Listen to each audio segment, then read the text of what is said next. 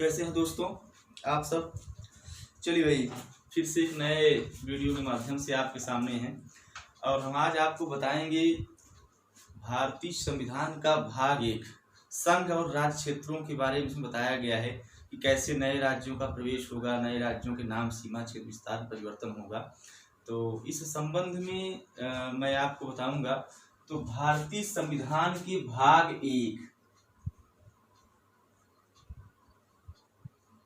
भारतीय संविधान का जो है कौन है भाग 1, कहाँ से कहाँ तक है, अनुच्छेद 1 से 4 तक। आप याद रखिएगा, अनुच्छेद 1 से 4 तक इसके बारे में प्रावधान है। आज मैं इन्हीं 1 से 4 तक के बारे में आपको बताऊंगा और बड़ी स्पष्ट बातें हैं। तो अनुच्छेदों को याद करने का सबसे बढ़िया तरीका है, इसे हम याद करेंगे, इसको हम खंड वाइज जो है डिवाइड कर लेंगे याद करने के लिए।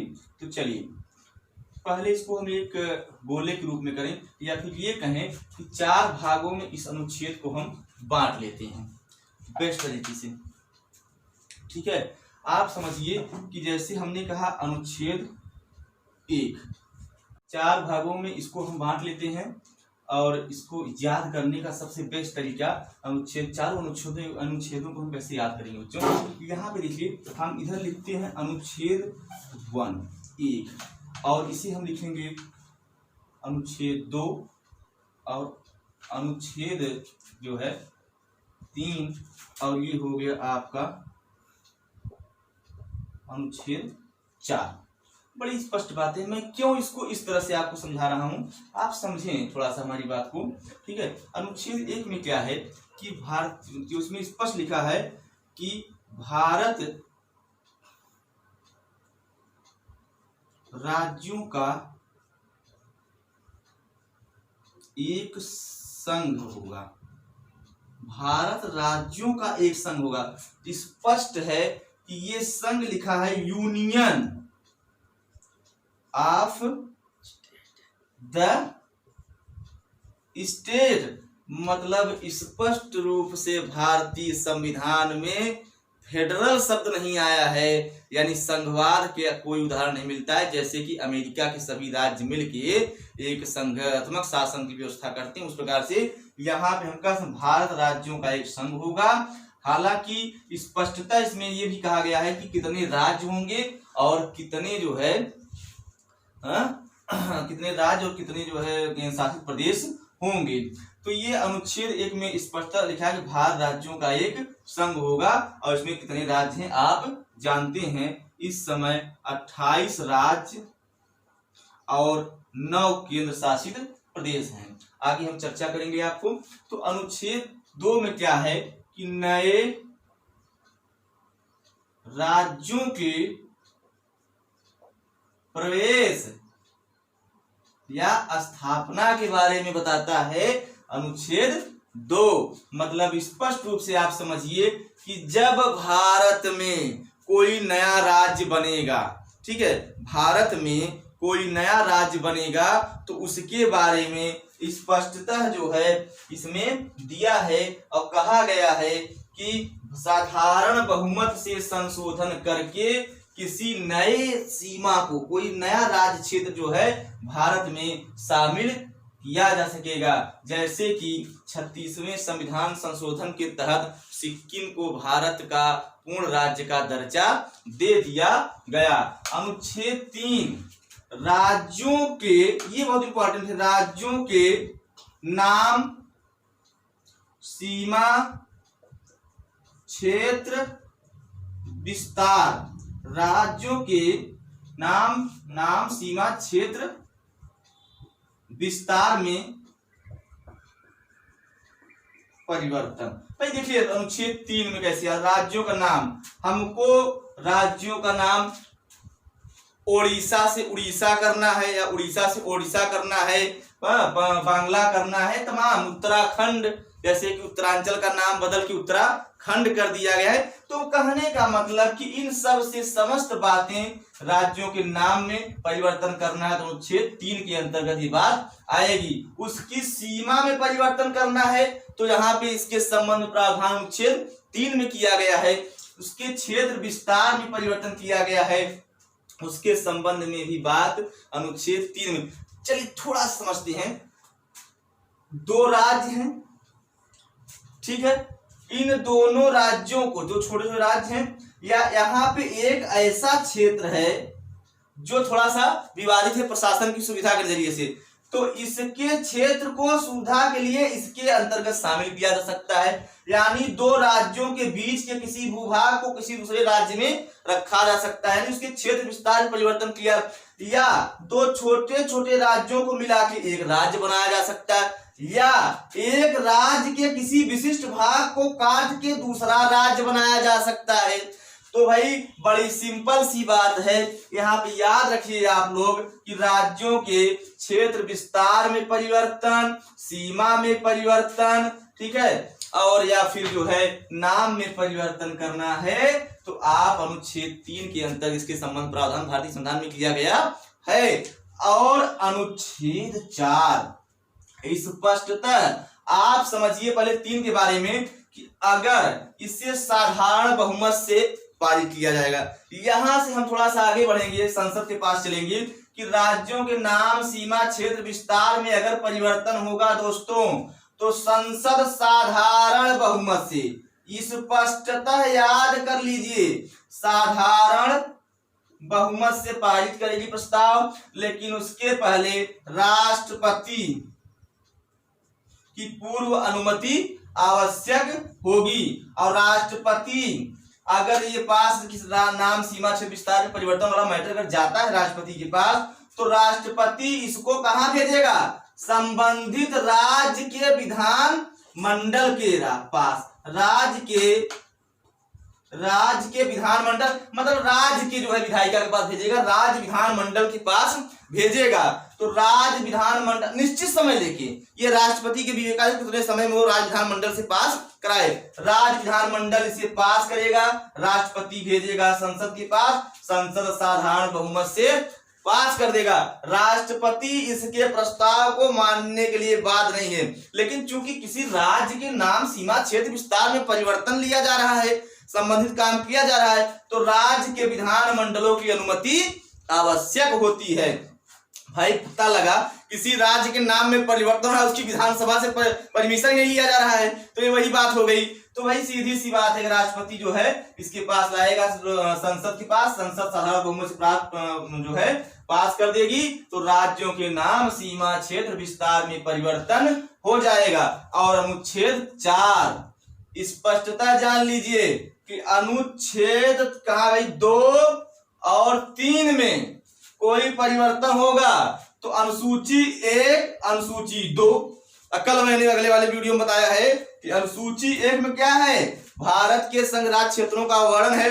तो कोई नया राज्य बना अगर तो अनुसूची 1 में बढ़ जाएगा, ठीक है भाई। जैसे मान लीजिए कि राज्यों के नाम, सीमा, क्षेत्र विस्तार परिवर्तन हुआ, ठीक है, मान लीजिए तो यहाँ पे अनुसूची 1 में राज्यों का पूरा एक लिस्ट दी गई, कितने राज्य हैं, तो राज्य बढ़ जाएंगे अनुसूची 1 में। और 4 में मैंने बताया है, अनुसूची 4 में क्या है कि अनुसूची 4 में स्पष्टता है कि राज्यसभा में सीटों का आवंटन, भाई जब नया राज्य बनेगा तो राज्यसभा में उसकी सीटें भी बढ़ेंगी। तो स्पष्टता 1, अनुसूची 1, अनुसूची 4, अनुसूची की मैं बात कर रहा हूं यहाँ पे, अनुच्छेद नहीं। अनुच्छेद 4 के तहत 2 और 3 में कोई परिवर्तन होगा तो अनुसूची 1 और 4 में परिवर्तन होगा। ये सारी बातें हो गई आपकी अनुच्छेद 1, 2, 3, 4, और इस प्रकार से आपका ये संपूर्ण भारतीय संविधान का अनुच्छेद 1 से 4 समाप्त होता है। भाग 1 में दिया गया है कि राज्यों के नाम, सीमा, क्षेत्र विस्तार में परिवर्तन, नए राज्यों का प्रवेश या स्थापना, और इस संबंध में जो है ये सब सारी चीजें दिया गया है।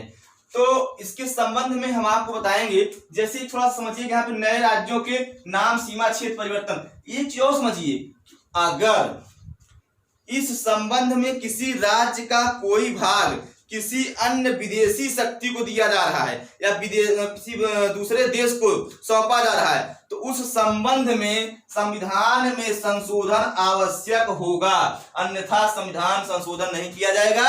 अब भारत बांग्लादेश के बीच भारत का जो पश्चिम बंगाल राज्य है और बीच में बांग्लादेश है, उसके संबंध में 3 बीघा विवाद, ये सवाल आया हुआ है, तमाम एग्जाम में पूछा जाता है कि 3 बीघा विवाद किससे संबंधित है। तो भारत और बांग्लादेश के बीच विवाद था, क्योंकि पश्चिम बंगाल का कुछ क्षेत्र बांग्लादेश से विभाजित था, क्योंकि वही अलग हुआ था 1971 में। तो भाई प्रधानमंत्री श्री नरेंद्र दामोदर दास जी मोदी जी ने इसको 100वें। हाँ भाई, तो देखिए बड़ी सिंपल सी बात है, ये अनुच्छेद जो है 1 से 4 तक मैंने आपको बताया कि अनुच्छेद भारत राज्यों का एक संघ होगा, नए राज्यों के प्रवेश एवं स्थापना की बात 2 में, 3 में कहा गया है कि राज्यों के नाम, सीमा, क्षेत्र, विस्तार, परिवर्तन, और 4 में कहा गया है अगर 2 और 3 में कोई परिवर्तन होगा तो अनुसूची 1 और अनुसूची 4 में भी परिवर्तन अवश्यंभावी होगा। तो ये हो गया जो है पूरा भाग 1। अब भाई देखिए राज्यों के बारे में हम पढ़ा रहे हैं, तो थोड़ा सा जो है हम थोड़ा बैकग्राउंड में चलेंगे कि राज्य पुनर्गठन या राज्य कब कब गठित हुए, राज्यों के गठित होने का इतिहास क्या रहा है। तो बड़ी सिंपल सी बात है कि संविधान का भाग 1 बिना राज्यों के पुनर्गठन से जो है पूरा नहीं हो सकता। चलिए भाई, आप जानते इतिहास में थोड़ा चलेंगे और एक कहानी तरह आपको याद करना है, बड़ी सिंपल सी बात है। 1905 बंगाल का विभाजन, 1905 बंगाल का विभाजन होता है, आप जानते हैं लॉर्ड कर्जन के द्वारा। तो कहीं ना कहीं ये सिंपल सी सांप्रदायिकता को बढ़ावा देने के लिए ऐसा किया गया, इसका राष्ट्रीय में काफी विरोध किया गया। 1912 में 11 में दिल्ली दरबार आयोजित हुआ, 12 में भाषाई आधार पे पहली बार, अगर इतिहास की बात करें भाषाई आधार पे पहली बार 1912 में बंगाल से अलग करके, बंगाल में क्योंकि बंगाल काफी बड़ा था, बिहार, उड़ीसा और असम, याद रखना आपको, बिहार, उड़ीसा और असम को अलग करके भाषाई आधार पे पहली बार अंग्रेजों ने इसे भाषा के आधार पे नए राज्यों का गठन किया। बाद में 1913 में जो है एक संस्था गठित, तेलुगु महासभा गठित हुई और कहा गया कि पृथक आंध्र प्रदेश, मैं साउथ की बात कर रहा हूं, पृथक आंध्र प्रदेश के गठन की बात की गई। भैया देखिए पृथक आंध्र प्रदेश के गठन की बात की गई, लेकिन चूंकि अंग्रेजों का शासन था उस समय और कहा गया कि 1918 में जो है देखिए मॉन्टेग्यू चेम्स फोर्ट सुधार 17 में आया और 18 में अंग्रेजों को तो चाहिए था यही कि वो भाषा के आधार पे देश का बंटवारा करते चले जाएं भाषा के आधार पे। तो 17 में मॉन्टेग्यू चेम्स फोर्ट सुधार आया, 18 में जो है भाषाई आधार पे राज्यों के पुनर्गठन को मंजूरी दे दी गई। और इस संबंध में 1930 में जो है पहली बार भारतीय विधि आयोग ने जाति, धर्म, भाषा के आधार पर राज्य के गठन को मंजूरी दे दी और 1936 में इस आधार पे पहली बार सिंध प्रांत, कौन भाई, सिंध प्रांत का गठन 1936 में, याद रखिएगा डेट बड़ा इंपॉर्टेंट है भाई, देखिए इसमें 1936 में सिंध प्रांत का गठन कर दिया गया।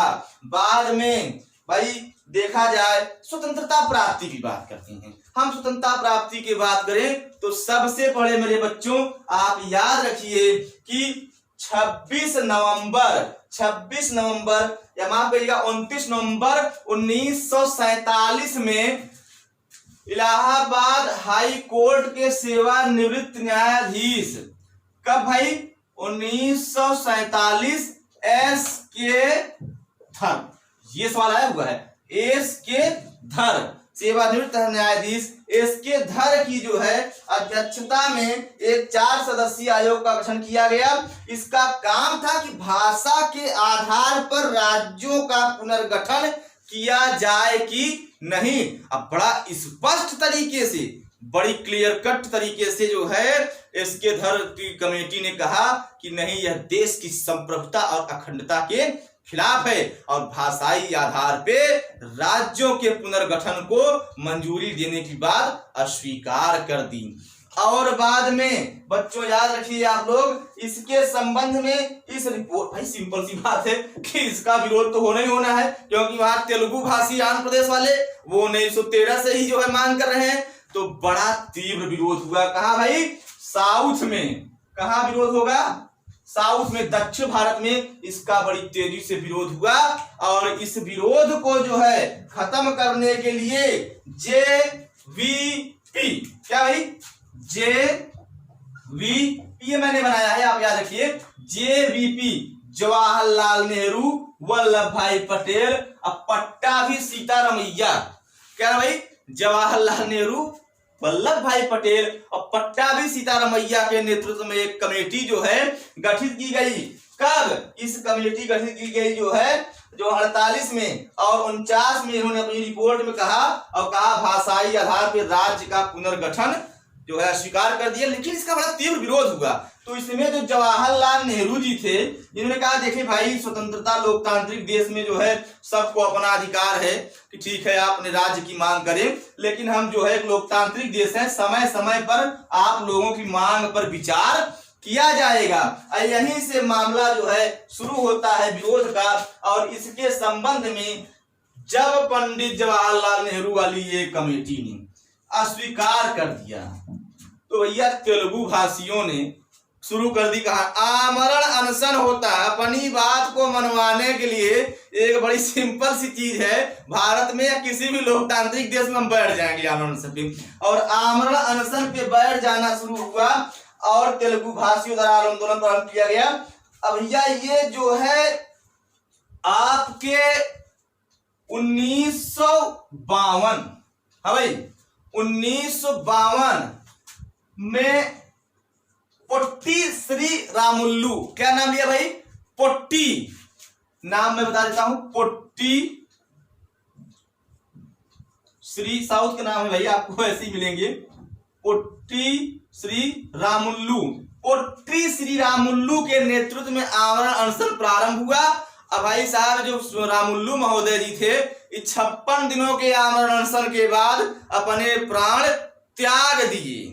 इन्होंने अपने प्राण त्याग दिए और जब इन्होंने अपने प्राण त्याग दिए तो भाई सीधी सी बात है, सरकार का हिल जाना स्वाभाविक है। और इस संबंध में आप याद रखिए, इच्छा जो है इनकी 56 दिनों के आमरण अनशन के बाद इनकी मृत्यु हो जाती है 15 दिसंबर, 15 दिसंबर तो इनकी मृत्यु होती 4 दिन बाद, ले भाई 19 दिसंबर 1952 में घोषणा की गई है भाई साहब आपके आंध्र प्रदेश की ठीक है, हम अलग राज्य की घोषणा कर देंगे। इस प्रकार 52 में घोषणा कर दी गई और 53 में, याद रखिए ये डेट याद रखते हैं आप हमेशा, आएगा कि 1 अक्टूबर, क्या भाई 1 अक्टूबर 1953 में पृथक आंध्र प्रदेश की घोषणा हो गई। और सवाल कई बार पूछा गया है कि भाषाई आधार पे बनने वाला पहला राज्य, पृथक राज्य कौन था, तो आंध्र प्रदेश को मार के आप निकल जाएंगे। तो 1953 में पृथक आंध्र प्रदेश की घोषणा 1 अक्टूबर में हो गई। और भैया विवाद बढ़ने लगा और कहा गया कि भाई अब सभी राज्य अपनी मांग उठा रहे हैं कि अलग अलग जो है कमेटी बनेगी हमारे लिए भी। और अंततोगत्वा फिर आगे चल के इसमें 22 दिसंबर 1953, याद रखिए 22 दिसंबर 1953 एक राज्य पुनर्गठन आयोग बना। क्या बना भाई, एक राज्य पुनर्गठन आयोग बना और जिसके अध्यक्ष थे न्यायमूर्ति फजल अली, न्यायमूर्ति फजल अली इसके अध्यक्ष थे। केएम पडिक्कर और हृदयनाथ कुंजरू, क्या नाम भाई बताया मैंने, कि फजल अली की अध्यक्षता में 22 दिसंबर 1953 को एक राज्य पुनर्गठन आयोग का गठन हुआ। अब फजल अली अध्यक्ष और केएम पडिक्कर हृदयनाथ कुंजरू इसके सदस्य थे। और इस आयोग ने 53 वाली जो राज्य पुनर्गठन आयोग थी, इसने जो है रिपोर्ट अपनी सौंपी 1955 में। 1955 में इसने अपनी रिपोर्ट सौंपी, याद रखिए डेट को हमेशा। अब 55 में रिपोर्ट सौंपने के बाद जो है, उस समय भारत में 4 वर्गीकरण थे, राज्यों का वर्गीकरण A B C D और 4 वर्गीकरण थे। इन सब को खत्म किया गया, किसने, राज्य पुनर्गठन आयोग ने कहा। और कहा कि केवल भाई दो कैटेगरी बनाइए ना, एक में राज्य क्षेत्र, एक में संघ क्षेत्र यानी केंद्र शासित प्रदेश हो, और इस प्रकार से उस समय कुल 16 राज्य, हाँ भाई 16 राज्य और 3 जो है केंद्र शासित प्रदेश बने। और कहा गया कि जो है भाषा के आधार पे राज्यों के पुनर्गठन को भी स्वीकार कर दिया गया राज्य पुनर्गठन आयोग के तहत। बाद में इसके संबंध में एक अधिनियम बनाया गया, हाँ भाई इसके संबंध में एक अधिनियम बनाया गया जो है क्या कहते हैं उसे, राज्य पुनर्गठन अधिनियम। क्या भाई, राज्य पुनर्गठन अधिनियम 1956। और भारत में राज्यों की कैटेगरी निर्धारित की गई और कहा कि इतने में ये राज्य रहेंगे और इतने केंद्र शासित प्रदेश रहेंगे। ठीक है, तो याद रखिए कि राज्य पुनर्गठन नियम कब बनाया गया, 1956 में, और इसके तहत 14 राज्य और 6 केंद्र शासित प्रदेशों में बांटा गया। बाद में दोस्तों आप जानते हैं इसकी जो आधुनिकता की बात करें, ये तो रहा पूरा इतिहास। ठीक है, बाद में कर्नाटक, गोवा, तमिलनाडु आदि राज्य गठित होते गए 60, 65, 67। ठीक है, सिक्किम को भी 36वें संविधान संशोधन के तहत पूर्ण राज्य का दर्जा दिया गया। आप याद रखिए 2000 उत्तराखंड, झारखंड और छत्तीसगढ़ 1 नवंबर, 9 नवंबर, 15 नवंबर, ठीक है, जो है इन तीनों को जो है भारत में एक अलग राज्य का दर्जा दिया गया, जो है उत्तर प्रदेश, मध्य प्रदेश और जो है बिहार से अलग करके दिया गया। और कहा गया इस प्रकार भारत में कुल कितने हो गए, 28 राज्य और 7 केंद्र शासित प्रदेश। बाद में इसमें एक और जोड़ा गया 2 जून 2014। क्या भाई, तेलंगाना, मतलब जो वहां पे पोट्टी श्रीरामुलु महोदय जी ने आंध्र प्रदेश की अलग मांग की थी, उसी आंध्र प्रदेश में अलग से हैदराबाद राज्य की मांग के चंद्रशेखर राव लंबे समय से कर रहे थे, और अंततोगत्वा भारतीय संसद ने तेलंगाना राज्य को एक अलग मान्यता दे दी। इस प्रकार कुल राज्य हो गए 29 और 7 केंद्र शासित प्रदेश।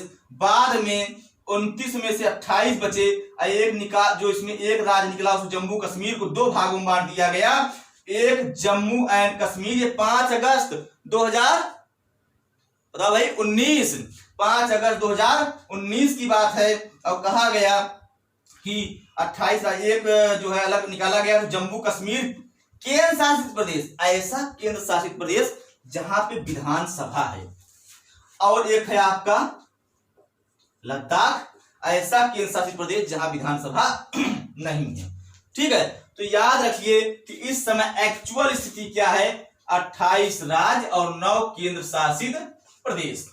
याद रखिए, तो ये हो गया आपका संविधान का भाग 1, उसके 4 अनुच्छेद, और ये पूरा जो मैंने आपको बताया स्टोरी, ये हो गया आपका इतिहास बैकग्राउंड। इसे आप सुनिए और अच्छे से इसको डेट वाइज नोट कर लीजिए। Thank you.